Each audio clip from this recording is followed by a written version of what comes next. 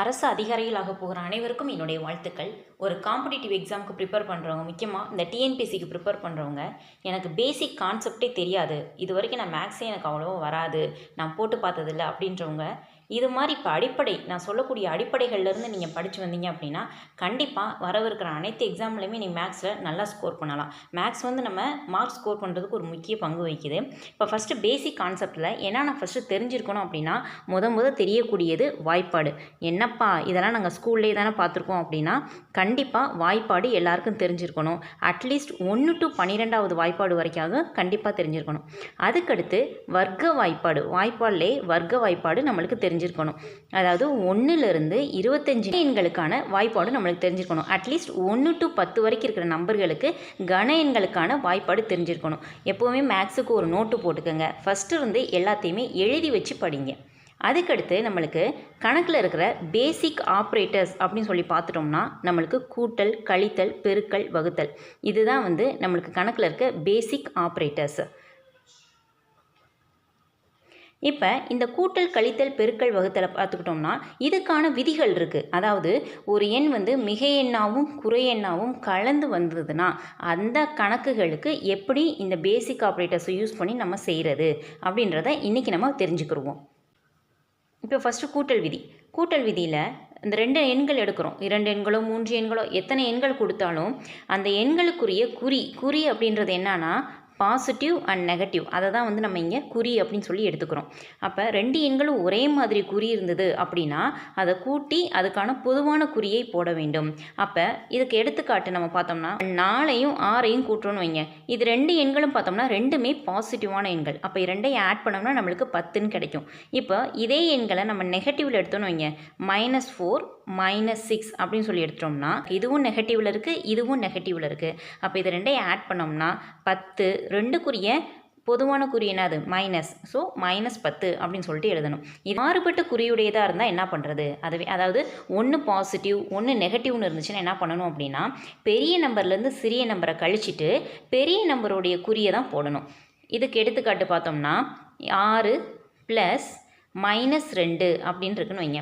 இப்போ இது ரெண்டுமே எப்படி இருக்குது? குறி வெவ்வேறு உடையதாக இருக்குது. இது பாசிட்டிவாக இருக்குது, இது நெகட்டிவாக இருக்குது. அப்போ பெரிய நம்பர்லேருந்து சிறிய நம்பரை கழிச்சுக்கணும். 6ல் 2 போயிடுச்சுன்னா 4. இதில் பெரிய நம்பரினுடைய குறி என்னது? பாசிட்டிவ். ஸோ பாசிட்டிவ் 4ன்னு போடலாம்.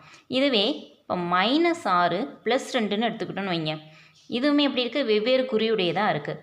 அப்போ 6லிருந்து 2 கழிக்கணும். அதாவது பெரிய எண்ணிலேருந்து சிறிய எண்ணை கழிச்சிட்டு பெரிய எண்ணினுடைய குறி என்னது? மைனஸ். ஸோ -4ன்னு போடணும். கழித்தலில் அதே மாதிரி தான். இப்போ எடுத்துக்காட்டுக்கு 12 - 4 அப்படின்னா இது ரெண்டுமே என்ன எண்களாக இருக்குது? இது ரெண்டுமே பாசிட்டிவ், அதாவது ஒரே குறியுடையதாக தான் இருக்குது.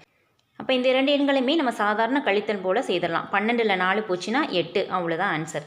இதுவே இப்போ இந்த கழித்தல் இப்படி மாறுபட்டு இருக்குன்னு வைங்க, -12 -4 அப்படின்னு இருக்குன்னு வைங்க. இப்போ இதை எப்படி செய்கிறது அப்படின்னு பார்த்தோம்னா ஃபஸ்ட்டு இருக்கிறது மாறுபட்ட குறியுடையதாக வந்துச்சுன்னா கழித்தல் ஒரே குறியுடையதாக இருந்தால் உங்களுக்கு பிரச்சனை கிடையாது, ரெண்டுமே பாசிட்டிவ் நம்பராக இருக்கும் பொழுது. அதுவே வேறு குறியுடையதாக இருக்குது, இது வந்து நெகட்டிவாக இருக்குது, இது பாசிட்டிவாக இருக்குது. அப்போ இதை என்ன பண்ணணும் அப்படின்னா நம்மளுக்கு ரொம்ப எளிமையாக தெரிஞ்சது கூட்டல் விதி. அப்போ இதை கூட்டலாக கன்வெர்ட் பண்ணிக்கிறணும். எப்படி கன்வெர்ட் பண்ணுறது? முதல்ல இருக்கிற நம்பரை அப்படியே எழுதிக்கங்க. அடுத்து இந்த கழித்தலை கூட்டலாக மாற்றுங்க. அப்போ இந்த கழித்தலை என்ன பண்ணுறது அப்படின்னா இந்த மைனஸை அடுத்து இருக்கிற நம்பரோட மல்டிப்ளை பண்ணிக்கோங்க. அப்போ மைனஸ் முதல்ல இந்த 4 வந்து பாசிட்டிவாக இருக்குது. அப்போ minus into plus minus. So -4. இப்போ நீங்கள் பார்த்துக்கிட்டிங்கன்னா நம்மளுக்கு கூட்டல் விதி எளிமையாக தெரியும். 2 எண்களும் ஒரே குறியுடையதாக இருக்குது. ஒரே குறியுடையதாக இருந்தால் என்ன பண்ணணும்? 2ஐயும் கூட்டி பொதுவான குறியை போடணும். அப்போ -16 தான் ஆன்சர். அடுத்து இந்த எடுத்துக்காட்டு பாருங்கள், 15 - -8. இந்த கணக்கு எப்படி செய்யலாம்? நான் முதலே சொல்லியிருந்தேன், வெவ்வேறு குறியுடையதாக இருந்தது அப்படின்னா, அதாவது ரெண்டுமே பாசிட்டிவாக இல்லாமல் இப்படி நெகட்டிவ் நம்பர்ஸாவோ இல்லை பாசிட்டிவ் அண்ட் நெகட்டிவ் நம்பர்ஸாக வந்துட்டாலே நீங்கள் அதை அடிஷனுக்கு கன்வெர்ட் பண்ணிக்கோங்க. அதாவது அடுத்து பெருக்கல் பார்த்துட்டோம்னா பெருக்கல்லையும் அதே மாதிரி தான்.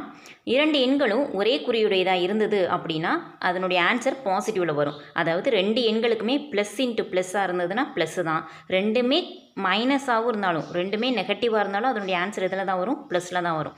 அதாவது ரெண்டுமே ஒரே குறியுடையதாக இருந்தது அப்படின்னா ஆன்சர் பாசிட்டிவில் தான் வரும். ரெண்டுமே வெவ்வேறு குறியுடையதாக இருந்தது, ஒன்று பாசிட்டிவ் ஒன்று நெகட்டிவ், இல்லைன்னா ஒன்று நெகட்டிவ் இன்னொன்று பாசிட்டிவாக இருந்தாலுமே சரி, அதனுடைய ஆன்சர் இதில் தான் வரும், நெகட்டிவில் தான் வரும். இப்போ எடுத்துக்காட்டுக்கு 6 × 2 அப்படின்றத நம்ம எப்படி மல்டிப்ளை பண்ணுவோம், 12ன்னு சொல்லுவோம். இதுவே -6 × -2னாலும் இது என்னது +12 தான் வரும். ஏன்னா மைனஸ் இன்ட்டு மைனஸ் என்ன ஆயிரும், ப்ளஸ்ஸாக மாறிடும். இதுவே -6 × 2னா என்ன வரும், -12. ஏன்னா 6 × 12, இது வந்து பாசிட்டிவ் நம்பர், இது நெகட்டிவ் நம்பர். அப்போ மைனஸ் இன்ட்டு ப்ளஸ் மைனஸ், அதனால் -12 தான் நம்மளுக்கு கிடைக்கும். அடுத்தபடியாக வகுத்தல். வகுத்தலில் பார்த்துட்டோம்னா பெருக்கல் மாதிரி தான் வகுத்தலுமே, 2 குறிகளும் ஒரே மாதிரி இருந்தது அப்படின்னா அதனுடைய ஆன்சர் வந்து பாசிட்டிவில் தான் வரணும். அதே போல் ரெண்டுமே வெவ்வேறு குறியாக இருந்ததுன்னா அதனுடைய ஆன்சர் வந்து நெகட்டிவில் தான் வரும். இப்போ எடுத்துக்காட்டுக்கு 6/2 அப்படின்னா நம்ம 3 அப்படின்னு சொல்லிட்டு எழுதுவோம். இதுவே -6/2 அப்படின்னா -3ன்னு எழுதுவோம். இப்போ ஒரு சிலருக்கு ஒரு டவுட் வரும், இதே மைனஸ் டினாமினேட்டரில் வந்ததுன்னா அப்போ இதுக்கு ஆன்சர் எப்படி வரும் அப்படின்னா +/- ஆன்சர் வந்து மைனஸில் தான் வரும். இந்த மைனஸ் எப்போவுமே நம்ம எங்கே வந்துடும் அப்படின்னா பொதுவானதாக வந்துடும். பேசிக் கான்செப்ட்ஸ் தெரியாமல் யாருமே வந்து எக்ஸாமுக்கு ப்ரிப்பேர் பண்ண ஸ்டார்ட் பண்ணாதீங்க. இது ரொம்ப முக்கியமானது. மற்றது நீங்கள் என்ன படித்தாலுமே இந்த கன்ஃபியூஷன் கண்டிப்பாக வந்துடும். இந்த பாசிட்டிவ் நெகட்டிவ் கன்ஃபியூஷன் கண்டிப்பாக எல்லாருக்கும் வரும். ஸோ இந்த வீடியோ கண்டிப்பாக உங்களுக்கு பயனுள்ளதாக இருக்குன்னு நினைக்கிறேன். நன்றி.